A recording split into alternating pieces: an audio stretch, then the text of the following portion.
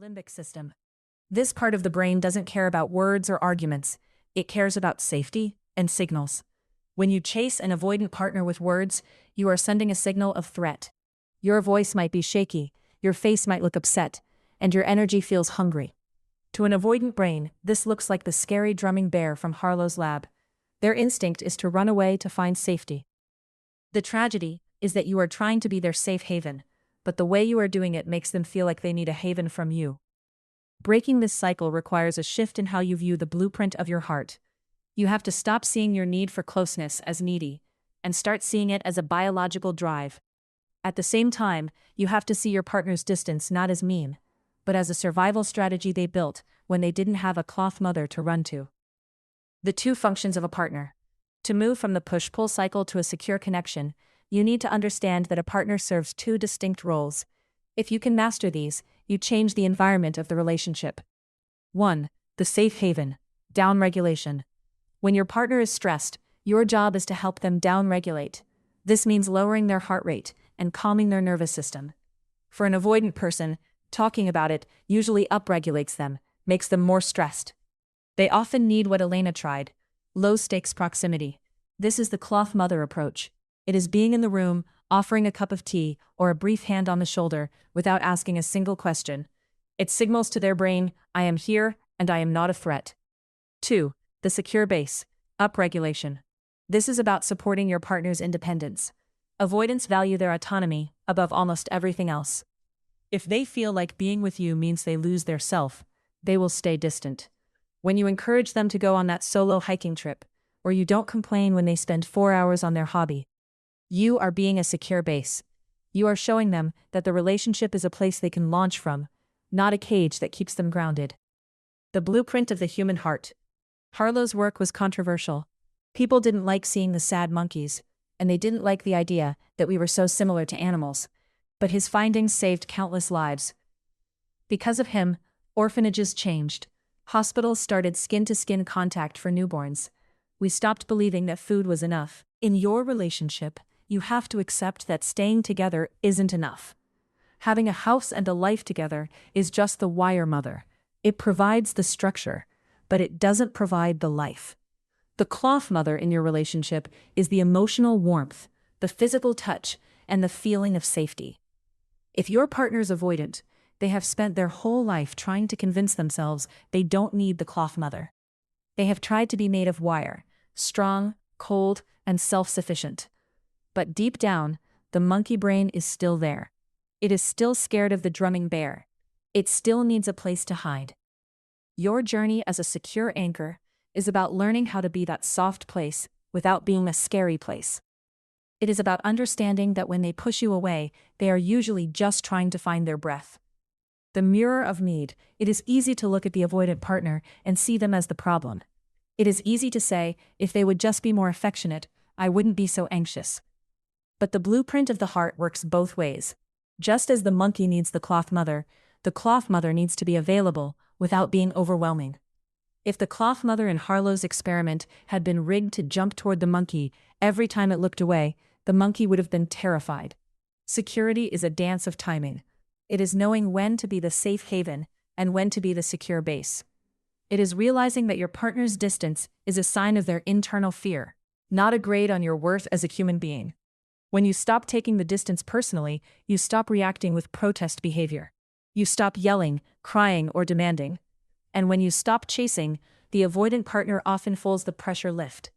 For the first time, they might actually feel a little bit of that biological hunger for connection. They might start to wonder where you went. They might look over at the other end of the couch and realize it's a little bit cold over there. That is the moment the rubber band starts to snap back.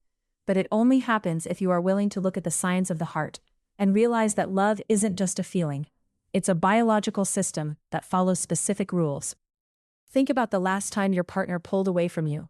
Maybe they went silent after a long day, or maybe they stayed in another room for hours. In that moment, did you act like the cloth mother who was waiting with safety? Or did you act like the drumming bear, loud, demanding, and scary to a nervous system that was already overwhelmed? If you were the monkey in that cage, which version of you would you have run toward? Chapter 3. Mastering the Art of Emotional Calm. In the late summer of 1918, a woman named Eleanor stood in a humid house in Washington, D.C., holding a bundle of letters that would change her life forever. She wasn't looking for trouble. Her husband, Franklin, had just returned from a trip to Europe and had fallen ill with the flu. While she was unpacking his suitcases to help him, a small packet of letters tumbled out. Eleanor was 33 years old, shy, and deeply committed to her role as a supportive wife. She had spent years trying to be exactly what her husband needed, often at the expense of her own voice. But as she opened those letters, she found proof of a long-term affair between Franklin and her own social secretary, Lucy Mercer. The physical reaction was immediate. Eleanor later described the feeling as if the entire world had turned upside down. Her heart raced, her skin felt cold, and a thick fog of panic filled her mind. In the language of modern science, Eleanor's nervous system had just been hijacked. She was experiencing a massive anxious spike. At that moment, Eleanor had two natural impulses. One was to scream and demand answers, to chase Franklin until he made her feel safe again. The other was to collapse into despair. Both of these reactions are what we call protest behaviors. They are the desperate cries of a person whose primary connection has been threatened. But Eleanor did something unexpected. She didn't just react, she realized she was at a crossroads. Franklin was a man who hated conflict and often shut down when things got too emotional. He was charming but emotionally distant, a classic trait of someone who avoids deep vulnerability. If Eleanor had chased him with her pain, he likely would have retreated further, perhaps ending the marriage right then.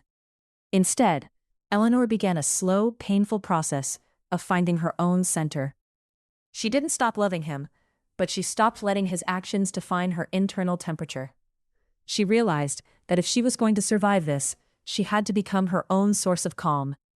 She had to put on her own oxygen mask before she could even think about the future of her relationship. This wasn't a choice she made because she wanted to be a world leader. She was a reluctant pioneer. She would have much preferred a simple, loyal husband and a quiet life. But the fortress of silence in her marriage forced her to find a different kind of strength. She began to focus on her own work, her own friends, and her own causes. Over the next few decades, Eleanor Roosevelt became one of the most influential women in history. Paradoxically, as she became more autonomous and emotionally stable, her relationship with Franklin transformed. They never regained the simple romance of their early years, but they built a formidable partnership. She changed the entire gravity of their home. The science of the window. When you love someone with an avoidant attachment style, your nervous system is often in a state of high alert. You are constantly scanning for signs of distance. Is he quiet because he's tired, or is he leaving me? Why hasn't she texted back? Does this silence mean the relationship is over? To understand why your body reacts this way, we have to look at polyvagal theory. This is a big name for a simple concept. Your body has a built-in security system that decides if you are safe or in danger. Imagine your emotions live inside a window of tolerance. When you are inside the window, you feel calm. You can handle a disagreement without screaming. You can handle a partner's silence without panicking. When you are pushed above the window, you enter a state of hyperarousal. This is the volcano. Your heart rate goes up, your breathing gets shallow, and you feel a desperate need to fix the problem right now.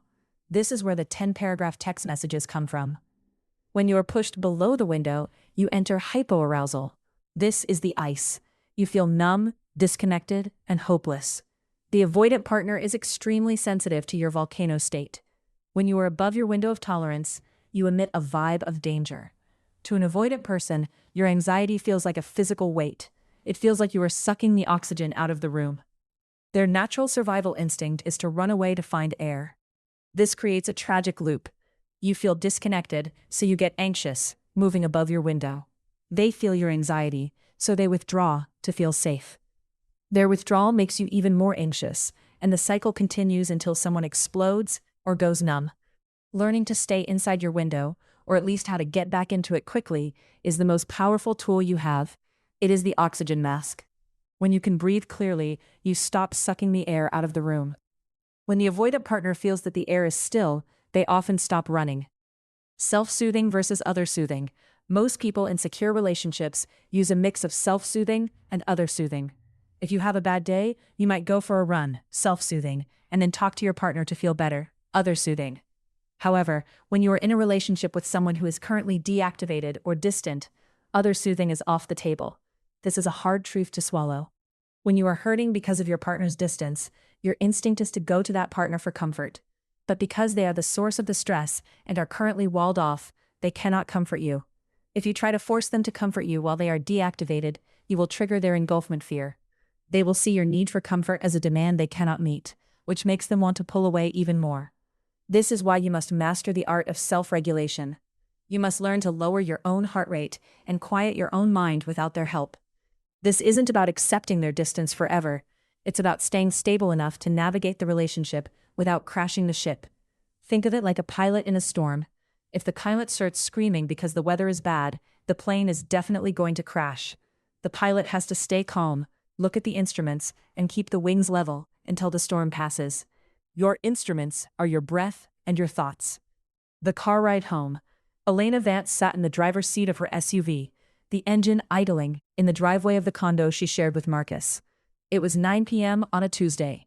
They had just come from a dinner with Marcus's old college friends. The night had been a disaster in Elena's mind. Marcus had spent the entire evening talking about work and sports. He hadn't looked at her once during dinner. When she tried to join the conversation, he had subtly steered it away. To anyone else, it looked like a normal dinner. To Elena, it felt like she was invisible. As they pulled into the driveway, Marcus hopped out of the car, said, "I'm going to catch up on some emails before bed," and vanished into the house. Elena felt the anxious spike hit her like a physical blow. Her chest felt tight. Her mind began to race. He's bored of me. He was embarrassed by me in front of his friends. Our relationship is a shell. I need to go in there right now and ask him why he's being so cold. She grabbed her phone. She started typing a message. "I don't understand why you treat me like a stranger when we're out. It's hurtful, and I don't think I can keep doing this if you..." She stopped. She remembered the oxygen mask. She looked at her reflection in the rearview mirror. Her face was flushed. She was above the window. If she went into that house now and started a conversation, Marcus would see a volcano. He would see a demand. He would shut his office door and lock it. And they wouldn't speak for 3 days. Elena put her phone in the glove box. She closed her eyes. She didn't try to think about Marcus. She didn't try to solve the relationship. She just focused on the sensation of her feet on the floor mat. She began the 6-second breath. Inhale for 4. Hold for 2. Exhale for 6. She did this for 5 minutes. Slowly, the tightness in her chest began to loosen. The need to fix the relationship right this second began to fade. She realized that Marcus wasn't trying to hurt her. He was likely just socially drained from the dinner and was retreating to his office to recharge his own batteries. By the time Elena walked into the house, she wasn't a volcano. She was a secure anchor. She didn't go to his office to demand an explanation. She went to the kitchen, made a cup of tea, and went to the living room to read her book. About 20 minutes later, Marcus walked out of his office to get a glass of water. He saw her sitting there, calm and relaxed. He didn't see a threat. "Hey," he said, leaning against the doorframe, "that dinner was a bit much, wasn't it? My friends can be pretty loud." It wasn't a deep emotional apology, but it was a bridge. Because Elena had regulated herself, she had left the gate open for him to come back to her. If she had chased him, he would have stayed behind the wall. Staying in the window, staying calm isn't about winning or losing an argument. It's about maintaining your ability to think clearly. When your nervous system is high, your logical brain, the prefrontal cortex, actually shuts down. You literally become less intelligent when you are panicked. You say things you don't mean, and you miss the subtle cues your partner is giving you. To stay in your window, you need to recognize your early warning signs. Does your stomach get tight? Do you start to talk faster? Do you feel a heat in your neck? Do you get a sudden urge to check your phone for their location or status? The moment you feel these signs, you must stop the car. You cannot solve a relationship problem while you are outside your window. Nothing good has ever been said during an anxious spike.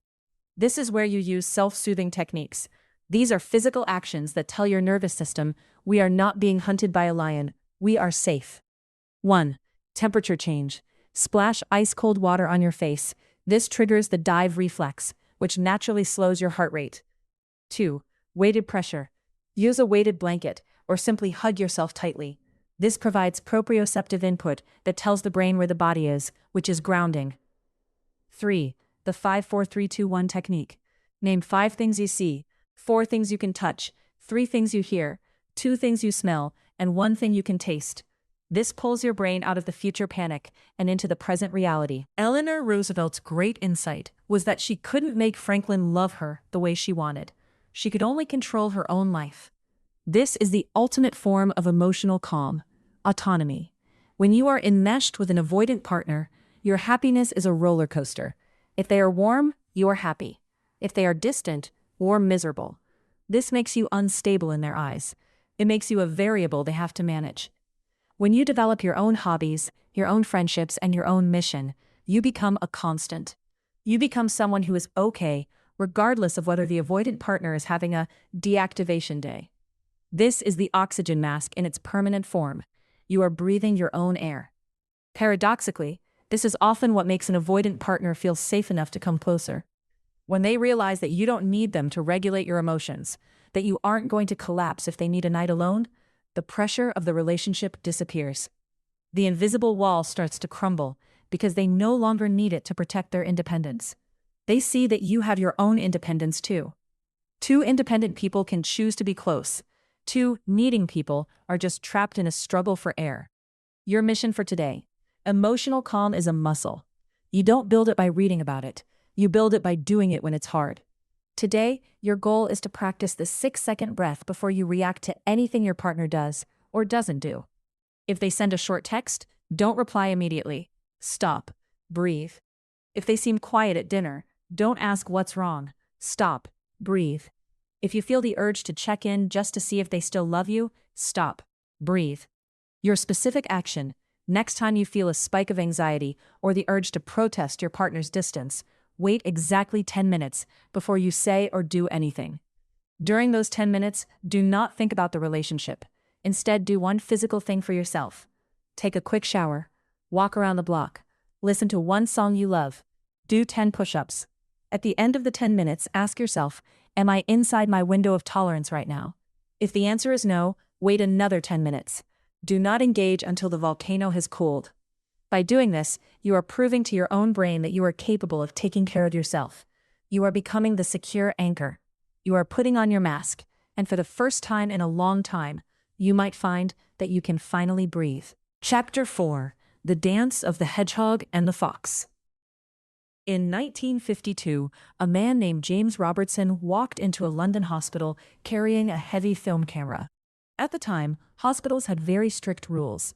If a child had to stay for surgery or a long illness, their parents were only allowed to visit for about 1 hour a week. Doctors and nurses believed that seeing parents made children fretful and hard to manage.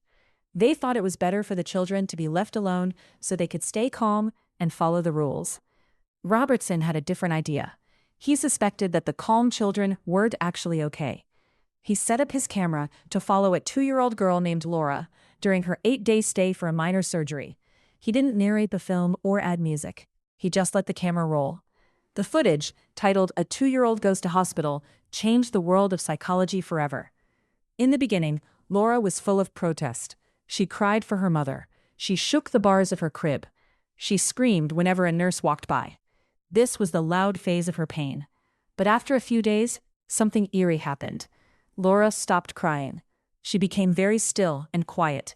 When her mother finally came to visit, Laura didn't run to her. She didn't even look at her. She sat in her crib, staring at a blank wall, looking like a little stone statue. The hospital staff pointed to Laura as a success story. "Look how well-behaved she is," they said. "She isn't making any trouble at all." But when John Bowlby and Mary Ainsworth watched the film, they saw something much darker. They realized Laura hadn't gotten over her fear. Instead, she had entered a state they called defensive exclusion. To survive the pain of being abandoned, Laura had simply turned off her feelings. She had built a wall around her heart so thick that even her own mother couldn't get through. The quiet is a warning. This hospital experiment shows us exactly what happens in a relationship with an avoidant partner. When things get hard, your partner might become very quiet. They might look at their phone while you are talking, or go into another room to be alone. Like the doctors in the 1950s, you might think they are just calm, or don't care. You might even think they are being cold on purpose to punish you. In reality, that silence is often a survival move. It is the adult version of Laura, sitting in her crib staring at the wall. When an avoidant person feels too much pressure or too much emotion, their brain tells them that closeness is dangerous. They don't know how to handle the noise of a deep connection, so they pull the plug. They deactivate. This creates a very painful cycle. Because you can feel them pulling away, you might start to act like Laura did in her first few days at the hospital. You might protest. You might ask, "Why won't you talk to me?" Or send a flurry of text messages to get a response. You are trying to shake the bars of the crib to get their attention. But the more you shake the bars, the more your partner feels like they need to build their wall even higher. This is the dance of the hedgehog and the fox. One person is trying to get close to stay warm, while the other is running for the hills to stay safe. Neither person is trying to be mean, but both are stuck in a rhythm that makes the relationship feel like a constant battle. The porcupine's cold winter. To understand this dance, we can look at a famous story told by a philosopher named Arthur Schopenhauer. He talked about a group of hedgehogs, some people call them porcupines, trying to survive a freezing winter night. The hedgehogs were cold, so they moved closer together to share their body heat. But as soon as they got close, their sharp quills began to prick each other. The pain was too much, so they scrambled apart. Soon they began to shiver again. They were stuck in a terrible choice. They could stay apart and freeze, or stay together and be poked by sharp needles. Eventually, the hedgehogs found a middle distance. They stayed just close enough to feel a little warmth, but far enough away that they didn't hurt each other. In your relationship, you are likely the hedgehog who is willing to risk a few pricks to get the warmth. You crave closeness, even if it's messy. Your partner, however, is much more afraid of the quills. To them, being poked by an emotional conversation or a demand for more time feels like a physical wound. Their solution is to stay in the freezing cold of independence, because it feels safer than the pain of intimacy. When you try to pull them closer, they don't see it as an invitation to be worn. They see a wall of sharp quills coming right at them. Their natural reaction is to run. This is why the more you pursue them, the faster they withdraw. How the loop starts. The pursuit-withdrawal loop is like a seesaw that is stuck. It usually follows a very specific set of steps. It might start with something small, like a Friday night plan. The trigger: you suggest doing something together like going to dinner or talking about a problem in the relationship. The threat: to your partner, this feels like a loss of freedom. Their brain says, "I am about to be trapped. I am about to be told I am not doing enough." The withdrawal: your partner gives a short answer, looks at their phone, or says they are too tired. They are building their invisible wall. The protest: you feel the wall going up, and it scares you. You might raise your voice, follow them into the next room, or ask the same question 5 times. You are protesting the loss of connection. The deactivation: seeing where distress makes your partner feel even more overwhelmed. They turn off their emotions to protect themselves. They might become robotic, cold, or leave the house. The aftermath: you feel lonely and rejected. They feel smothered and right for wanting to be alone. This loop is exhausting because it feeds on itself. Your anxiety triggers their avoidance, and their avoidance triggers your anxiety. It's a circle with no exit sign. But the most important thing to realize is that this dance is not about who is right or wrong. It is about 2 different ways of trying to feel safe. You feel safe when you are connected. They feel safe when they are autonomous. The goal isn't to stop being a hedgehog or to force the fox to stop running. The goal is to change the music so the dance doesn't have to be so painful. Mapping the movement. Elena Vance sat in a small coffee shop in downtown Seattle, staring at a blank napkin. Outside, the gray rain was blurring the windows, which matched exactly how she felt inside. She had spent the last 2 years with Marcus, and she was tired. She had just finished reading about the hedgehog and the fox, and for the first time, she stopped looking at Marcus as a puzzle she had to solve. She started looking at the dance they did every Tuesday night. On Tuesdays, they both worked late. Usually, Elena would get home first and wait for Marcus. She would have a glass of wine ready and a list of stories from her day at the marketing firm. She wanted to plug into him after a long day of being on for her clients. But Marcus would walk through the door, drop his keys, and go straight to the bedroom to change into his sweatpants. He wouldn't say hello, He wouldn't look at her. He would just disappear for 45 minutes. Elena took a pen and began to draw on the napkin. She drew a circle for herself and a circle for Marcus. She drew an arrow from her circle to his. Underneath, she wrote, "I ask about his day." Then she drew an arrow from Marcus's circle, moving away from hers. She wrote, "He goes to the bedroom and shuts the door." She drew another arrow from her circle, chasing his. "I knock on the door and ask if he's okay." She drew a final arrow from Marcus, even further away. He says, "I'm fine, just leave me alone," and puts on his headphones. Elena stared at the napkin. She realized that her knocking on the door was her version of Laura shaking the crib bars. She wasn't trying to be annoying. She was trying to see if she still had a partner. But to Marcus, that knock on the door probably sounded like a hammer hitting a nail. He had spent 10 hours in meetings being told what to do. When he got home, he just wanted to be nothing for a while. Her need for connection felt like one more person wanting something from him. "I'm the hedgehog," she whispered to her coffee, "and I'm poking him before he even gets his shoes off." She realized that by chasing him the moment he walked in, she was actually helping him build the wall. She was providing the bricks. If she wanted him to stop building the wall, she had to stop handing him the materials. The secret of defensive exclusion. One of the hardest parts of this dance is the quiet phase. When your partner enters that state of defensive exclusion, they can seem incredibly heartless. They might watch a movie while you are crying in the next room. They might go to sleep comfortably while you are up all night, wondering if the relationship is over. It is easy to believe they have no heart. But John Bowlby's research suggests the opposite. The reason avoidant people turn off their feelings is that their feelings are actually too strong to handle. Imagine your brain is like a house with a very old electrical system. If you turn on the toaster, the microwave, and the air conditioner at the same time, the circuit breaker will trip and the power will go out. This is what happens to an avoidant person. When the emotional voltage gets too high, whether it's from a fight, a deep talk, or even a very happy moment of closeness, their internal circuit breaker trips. They go dark. Not because they want to, but because their system cannot carry the load. When you see them being cold, you are seeing a blown fuse. If you keep trying to flip the switch back on by yelling or demanding they talk, you are just putting more pressure on a system that is already broken. The power won't come back on until the load is reduced. This means that the quiet isn't a sign that they don't love you. It's a sign that they are currently offline. Understanding this is the first step toward walking around the invisible wall, instead of trying to ram your shoulder into it. Changing the choreography. If you are the pursuer in this dance, you have more power than you think. In most relationships, the person who is chasing is the one who sets the pace. If you stop running, the person being chased eventually stops to see where you went. This doesn't mean you should play games or give them the silent treatment. It means you change your input to get a different output. Think about the still face experiment conducted by Dr. Edward Tronick.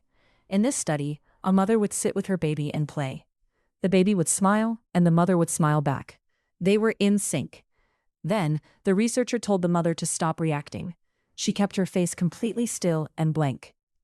The baby noticed immediately. First, the baby tried to get her attention by smiling and pointing. When that didn't work, the baby began to protest, screeching, flailing its arms, and eventually crying in deep distress. The baby was doing everything possible to get a reaction. As adults, we do the same thing. When our partner gives us a still face, we screech, we flail, we bring up old fights, we do anything to get some kind of reaction, even if it's a bad one. A fight feels better than silence because a fight is still a form of connection. But a fight also adds bricks to the wall. To break the cycle, you have to learn to tolerate the still face without panicking. You have to learn that their silence is not a hole you are going to fall into. It is just a temporary weather pattern. Steps to slow the dance. You can begin to change the rhythm of the hedgehog and the fox by using a few simple shifts in how you move. Spot the spark. Notice the exact moment the dance starts. Is it when they walk in the door? Is it when you mention the weekend? Just naming it to yourself, "Oh, here is the dance starting," can help you stay calm. Stop the chase. When you feel them pulling away, your instinct will be to lean in. Do the opposite. Take one step back. Give them 5 minutes of breathing room. You will be surprised how often they turn back toward you when they don't feel the pressure of your pursuit. Use low-pressure words. Instead of saying, "We need to talk," try saying, "I'm going to be in the kitchen if you want to hang out for a bit later." This gives them a door to walk through, rather than a crib to be locked in. Watch for protest behavior. Before you send that long, angry text or ask, "What's wrong?" for the 10th time, ask yourself, "Am I trying to connect, or am I just shaking the bars?" If you are just shaking the bars, put the phone down. The hope and the rhythm. The dance of the hedgehog and the fox is one of the most common patterns in human history. Even John Bowlby and Mary Ainsworth, the people who discovered these styles, struggled with their own versions of this dance in their lives and work. It is part of being human to want to be close and also want to be safe. The goal isn't to have a relationship where no one ever pulls away. That is impossible. The goal is to reach a point where, when one person pulls away, the other doesn't feel like the world is ending.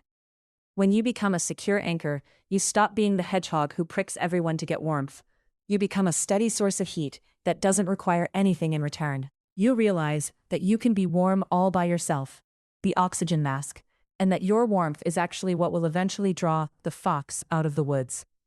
Elena Vance looked at her napkin one last time before crumpling it up and throwing it in the trash. She felt a strange sense of relief.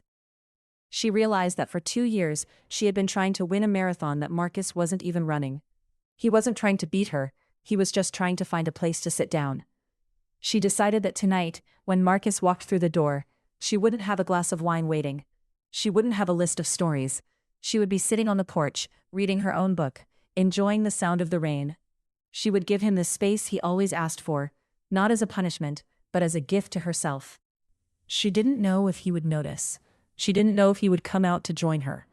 But as she walked out of the coffee shop, she realized that for the first time in a long time, her heart didn't feel like it was shaking the bars of a crib. It felt like it was finally learning how to breathe. Chapter 5. 5 Secrets of Peaceful Communication.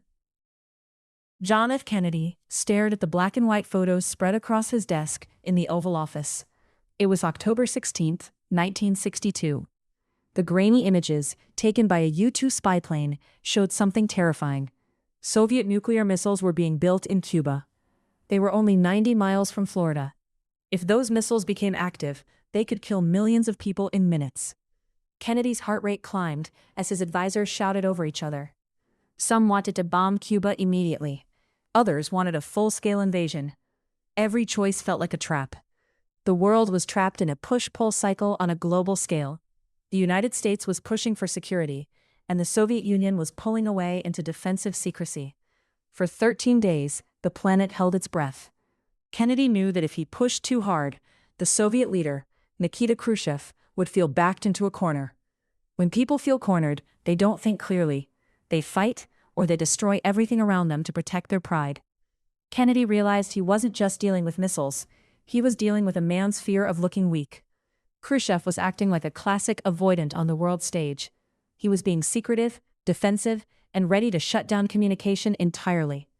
Kennedy's own advisors were acting anxious, demanding immediate action and loud confrontation. If Kennedy followed his advisors' lead and attacked, the invisible wall between the two nations would turn into a pile of radioactive ash. Instead of screaming or making demands, Kennedy did something unexpected. He looked for a way to let Khrushchev save face. He knew that if he gave Khrushchev a golden bridge to walk across, the Soviet leader might just take it. Kennedy used secret back-channel messages. He sent his brother, Robert Kennedy, to meet privately with the Soviet ambassador. They didn't talk in front of cameras.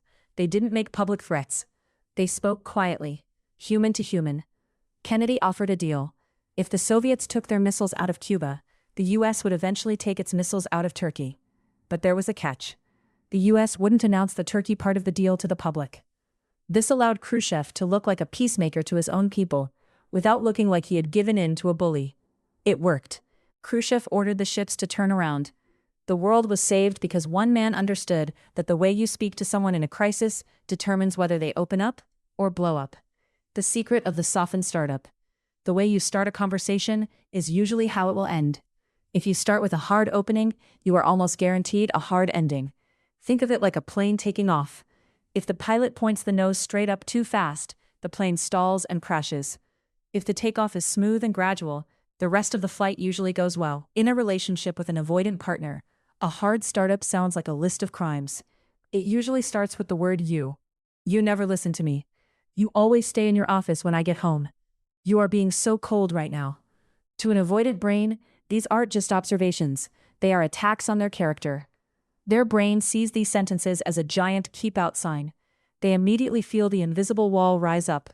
Their heart rate goes up, their breathing gets shallow, and they deactivate. They stop hearing your words and only hear the sound of a threat. A softened startup changes the focus from you to I. It follows a simple 3-part formula. 1. How I feel. I've been feeling a little lonely lately. 2. About what? When we spend our evenings in different rooms. 3. What I need. I'd love it if we could sit on the couch together for 15 minutes tonight. Notice the difference. You aren't saying they are a bad person. You are sharing your internal world. This is much less threatening. It gives them a map to follow rather than a judge's sentence to avoid. The Golden Bridge. Sun Tzu, the famous general who wrote The Art of War, once said that you should always leave your enemy a golden bridge for retreat. If you surround an enemy completely and give them no way out, they will fight with the strength of 10 men because they have nothing to lose. But if you leave a small opening, they will often run through it to safety. Your avoidant partner is not your enemy, but their fear of intimacy often makes them feel like they are under siege. When you demand they talk about their feelings right now, you are surrounding them. You are taking away their exit, and their brain panics. The golden bridge in communication means giving your partner a way to come closer to you without having to admit they were wrong or bad. It's about saving their pride. You can do this by giving them a choice. I'd love to check in about our weekend plans. Would you rather talk about it now for 5 minutes? Or after dinner when you've had a chance to relax? Acknowledging their need for space. I know you've had a really long day and probably need some quiet time. When you're ready, I'd love a quick hug. Focusing on the us. I feel like we've both been a bit stressed lately. How can we make tonight feel a bit easier for both of us? By offering these bridges, you are telling their nervous system that you are a safe person, not a captor. You are giving them the autonomy they crave, which paradoxically makes them want to be closer to you. Sips, not gulps. If you haven't watered a plant in a month, you can't save it by dumping 5 gallons of water on it at once. The soil is too dry to soak it up. The water will just run off the sides and make a mess. You have to give it a little bit of water at a time. Sips, not gulps. Avoidant partners get emotionally flooded very easily. Their window of tolerance for deep, heady talk is much smaller than yours. If you try to have a 2-hour State of the Union meeting about your relationship, they will stop processing information after the first 10 minutes. Their brain will literally go numb. To communicate effectively, you must learn to speak in sips. Keep your requests short. Focus on one topic at a time. Do not kitchen sink them by bringing up something they did 3 weeks ago. Set a timer if you have to. Tell them I only need 5 minutes of your time and then we can go back to what we were doing. When an avoidant partner realizes that a conversation with you isn't going to be an endless marathon of emotional labor, they stop dreading it. They start to trust that they won't be drowned by your needs. Over time, as they feel safer, will be able to handle more water, and the sips can become longer drinks. The back-channel method. During the Cuban Missile Crisis, the most important work wasn't done in public speeches. It was done through letters and secret meetings. In your relationship, face-to-face eye contact can sometimes be too intense for an avoidant partner. The direct gaze of a partner who is upset can feel like a spotlight on their deepest flaws. Back-channel communication allows for a buffer of space. This might include texting. Sometimes it is easier for an avoidant to express a feeling via text because they can edit their words and don't have to deal with the immediate physical pressure of your reaction. Notes. A handwritten note left on the counter saying, "I really appreciated how you handled that car repair. It made me feel taken care of," provides a positive hit of connection without the threat of a conversation. Side-by-side talk. Many avoidants talk better when they aren't looking at you. Talking while driving, walking the dog, or washing dishes together lowers the intensity.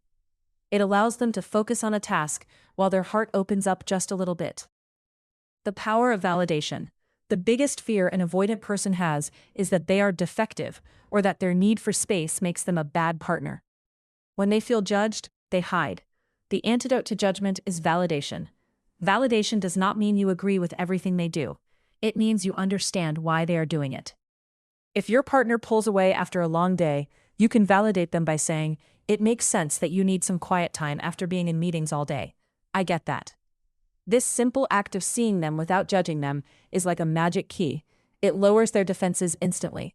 When they feel gotten, they no longer have to spend all their energy defending their right to exist. They can finally use that energy to turn toward you. Elena stood at the kitchen island, her fingers tracing the edge of a marble countertop.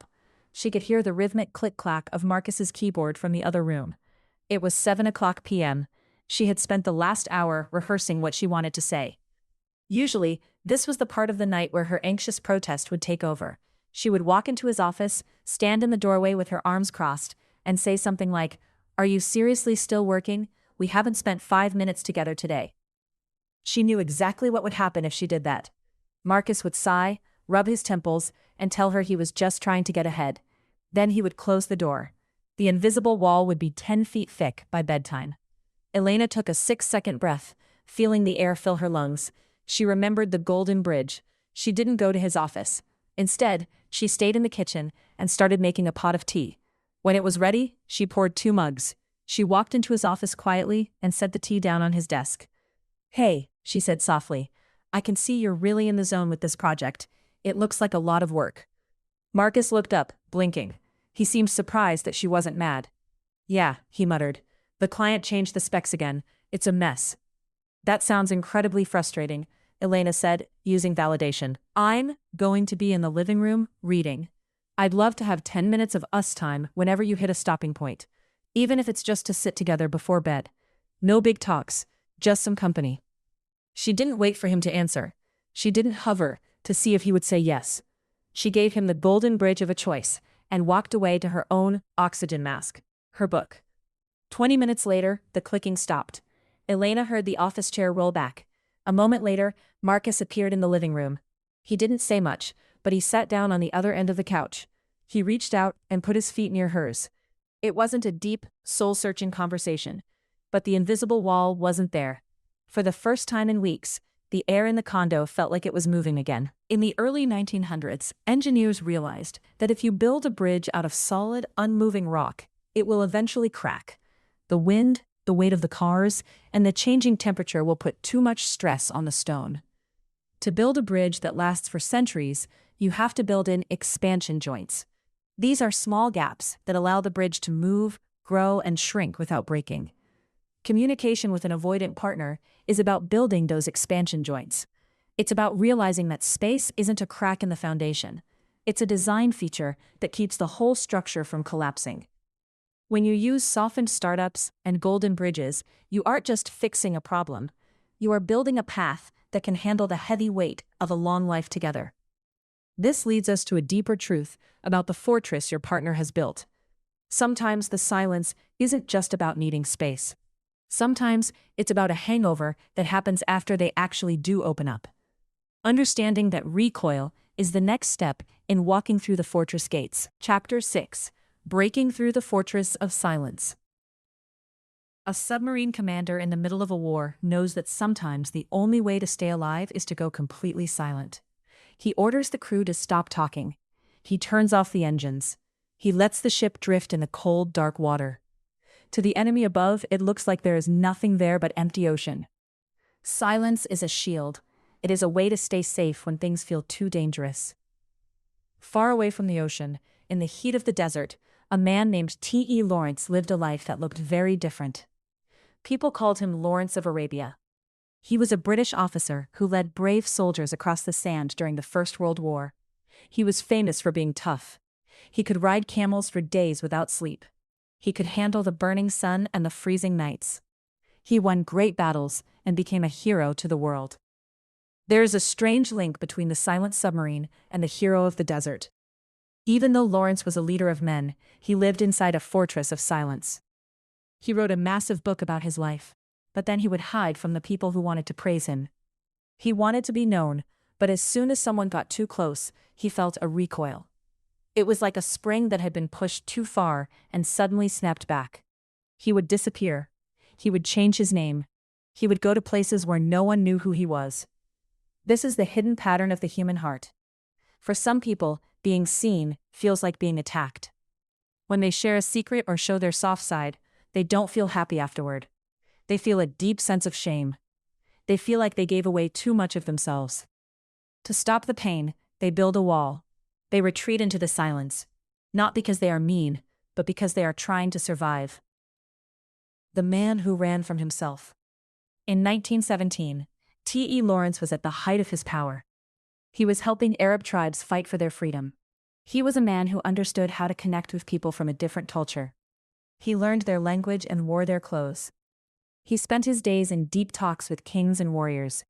He was more open than almost any other officer in the British Army. But inside, Lawrence was struggling. He was a man of extreme distance. In his private letters, he talked about how much he hated being touched. He didn't like people looking him in the eye for too long. He was a master of the fortress. He could be in a room full of people, talking and laughing, and yet be 1,000 miles away in his mind. The conflict for Lawrence usually happened after a moment of great success or closeness. When he did something brave or shared a deep thought with a friend, he would immediately feel a recoil. He described it as a feeling of being found out. It wasn't that he had done something wrong. It was the fact that he was visible. Being visible feels like being naked in a room full of strangers. It is terrifying. After the war, Lawrence did something that confused everyone. He was a world-famous hero, but he tried to delete himself. He joined the Air Force under a fake name, John Hume Ross. He wanted to be just a number. He wanted to scrub floors and take orders. He wanted to be hidden again. When the newspapers found out who he was, he felt a massive wave of shame. He ran away again, joining the Tank Corps under yet another name, T.E. Shaw. This is the core of the avoidant experience. It is the fear of being known. Most of us think that being known is the goal of love. We want our partners to see us. We want them to know our dreams and our fears. But for someone like Lawrence, and perhaps for the person you love, being known feels like losing control. It feels like the invisible wall isn't just a shield. It's the only thing keeping them from falling apart. When Lawrence opened up, he felt a vulnerability hangover.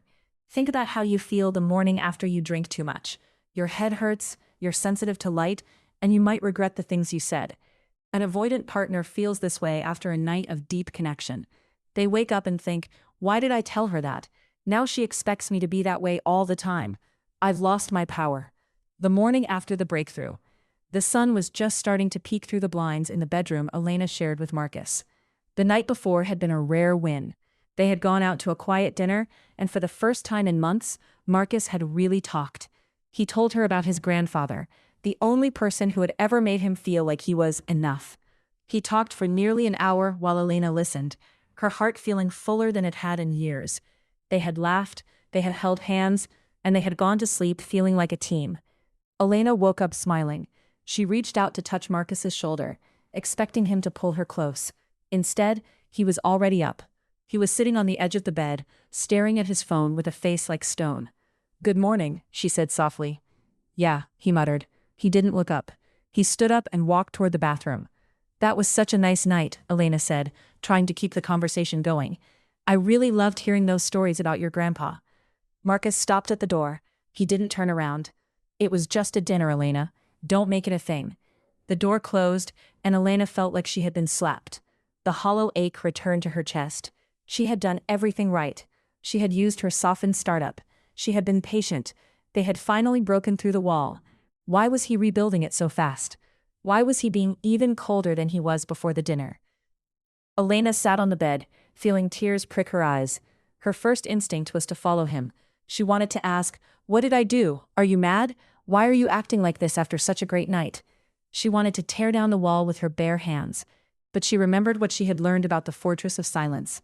She realized that Marcus wasn't trying to hurt her. He was having a recoil. He had let her in, and now he felt too exposed. He was retreating into his submarine to turn off the engines and hide from the sonar of her emotions. 2 ways to face the silence. When a partner retreats into their fortress, there are 2 ways to react. Most of us choose the first way because we are scared. We act like a battering ram. We see the wall and we think, if I just hit it hard enough, it will break. We ask a dozen questions. We demand to know why they are being cold. We cry or we get angry. The problem with the battering ram is that it proves the avoidant partner's fear is right. It makes them think, see, closeness leads to pressure. Being open leads to me being attacked. The more you hit the wall, the thicker they make it. The second way is to be the quiet gardener. A gardener knows that you cannot force a flower to bloom by pulling on the petals. If you do that, you just tear the flower apart. Instead, the gardener makes sure the soil is good. They make sure there is enough water and light. Then, they wait. They give the plant the space it needs to grow on its own time. In the fortress of silence, the space is the water. When Marcus went into the bathroom and shut the door, Elena had a choice. She could be the battering ram and stand outside the door asking questions. Or she could be the gardener. She could recognize that Marcus was in a vulnerability hangover, and that he needed to feel hidden for a little while to feel safe again. Elena took a deep breath. She used her oxygen mask and reminded herself that his distance wasn't about her worth. It was about his survival strategy. She got dressed, went into the kitchen, and made herself a cup of coffee. When Marcus finally came out, she didn't mention the dinner. She didn't ask how he was feeling. She just said, "I'm heading out to the market. Do you need anything?" He looked surprised. He blinked, his shoulders dropping just an inch. No, I'm good, thanks." By not chasing him, she showed him that he was still in control of his own life. She showed him that being open with her didn't mean he was trapped. She was walking around the wall instead of trying to tear it down. The rule of the sip. One of the reasons avoidant people build such big walls is because they feel like intimacy is a gulp. They feel like if they give you an inch, you will take a mile. If they tell you one secret, you will want 10 more. They feel like they are being asked to drink from a fire hose when they only have the energy for a tiny cup of water. To break through the silence, you have to learn the art of incremental exposure. This is a fancy way of saying sharing in sips. Think about T.E. Lawrence again. He could talk to thousands of people, but he couldn't handle one person knowing his true self. He was okay with the big stuff, war, politics, kings, but he was terrified of the small stuff, feelings, touch, needs. When you're building trust with an avoidant partner, you have to make the sips very small. Instead of asking, "Tell me everything you're feeling right now," you might ask, "What was the best part of your workday?" Instead of saying, "We need to talk about our relationship for 2 hours," you might say, "I'd love to hear your thoughts on this one thing for 5 minutes." When they do share something, you have to be very careful with how you handle it. If they give you a sip, and you immediately turn it into a gulp by getting super emotional or asking 20 follow-up questions, they will have a recoil. They will think, "That was too much. I'm going back to the fortress." The goal is to make the return to the fortress unnecessary. You want to create an environment where they feel they can come out, say one thing, and go back to their own space without being chased. Over time, they will stay out longer. They will realize that the invisible wall isn't the only thing keeping them safe. They will realize that you are a safe place too. The 48-hour protocol. If your partner has a breakthrough and then shuts down, don't panic. This is actually a sign that the breakthrough was real. It means they really did let you in, and now their brain is trying to rebalance itself. Many experts suggest a 48-hour protocol. When the recoil happens, give them 2 days of low-stakes interaction. 1. No deep talks. For 48 hours, don't bring up the relationship, their feelings, or the big thing they shared. 2. Focus on the task. Talk about the weather, the grocery list, or the movie you're watching. This makes them feel that the world is normal again. 3. Physical presence, not pressure. You can be in the same room, but don't demand eye contact or constant conversation. This is parallel play. 4. The open door. Let them be the one to initiate the next deep moment. By following this protocol, you are teaching their nervous system that being vulnerable doesn't lead to being engulfed or smothered. You are proving that you can handle their need for space. This is how you build the pillars of trust we will talk about later. You are showing them that you are a secure anchor, someone who is steady and strong, even when they are drifting in their submarine. The secret language of silence. Sometimes, silence isn't a wall. Sometimes, for an avoidant person, silence is a way of being together. In the story of Lawrence of Arabia, he found peace in the desert because the desert is silent. It doesn't ask anything of you. It doesn't judge you. It just exists. For many avoidant people, they show love by just being there. They might not say "I love you" every hour, but they show it by sitting on the couch with you while they read their book. They show it by fixing your car or doing the dishes without being asked. If you are a pursuer, you might feel like this silence is a sign of rejection. You might think, if they loved me, they would want to talk to me. But you have to learn to translate their language. For them, being in the same room as you, without a wall up, is a huge act of love. It means they trust you enough to turn off their engines, even if it's just for a little while. When Elena stopped seeing Marcus's silence as a weapon and started seeing it as his recovery time, everything changed. She stopped feeling like a victim. She started feeling like a partner who understood the manual for his heart. She realized that the silence wasn't a no, it was just a not right now. A new vision for the wall. Imagine that the invisible wall between you and your partner isn't made of cold, hard stone. Imagine that it is actually a screen door. A screen door is a wonderful thing. It keeps the bugs out, but it lets the fresh air in. It allows you to see what is happening outside, but it still gives you a sense of being inside your own space. It provides protection, but it isn't a prison. This is what's possible for your relationship. You don't have to tear down every wall your partner has. Everyone needs a little bit of a fortress to feel like an individual. But you can help them turn that stone wall into a screen door. You can help them feel safe enough to let the air of intimacy flow back and forth without feeling like they are going to be blown away. When you learn to handle the vulnerability hangover with grace, you are giving your partner a gift.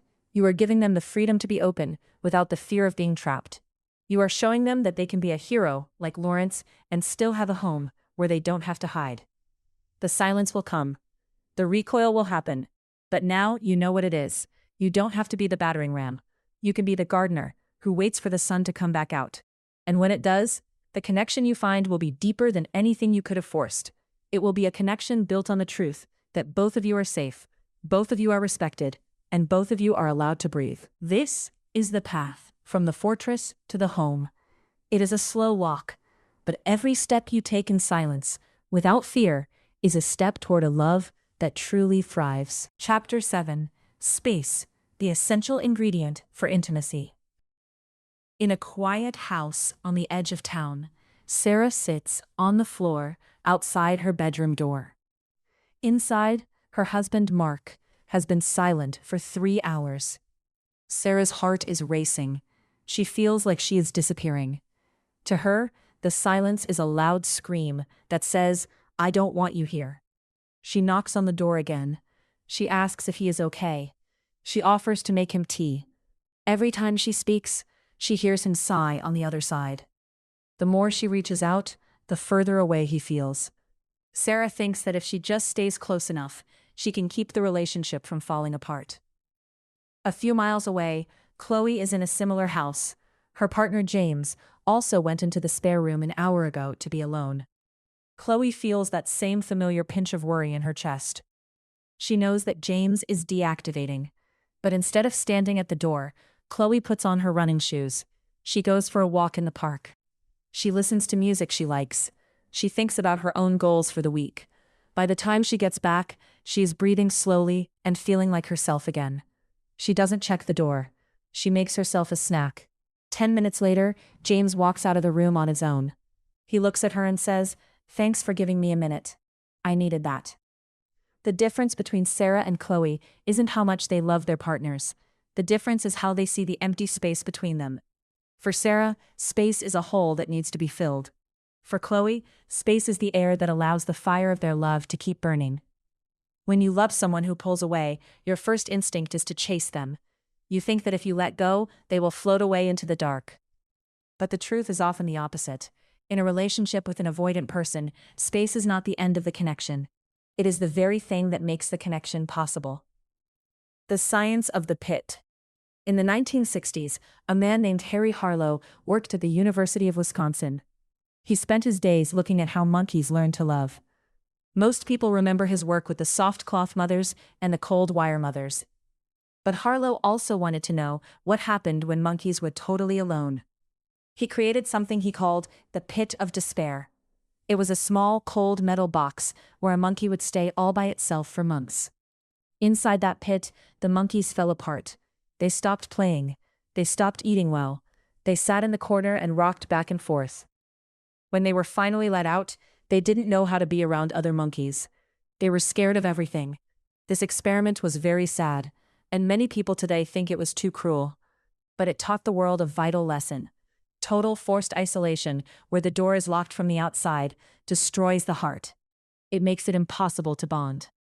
However, Harlow also noticed something else in his lab. When the monkeys were in a healthy group, they didn't spend every second touching each other.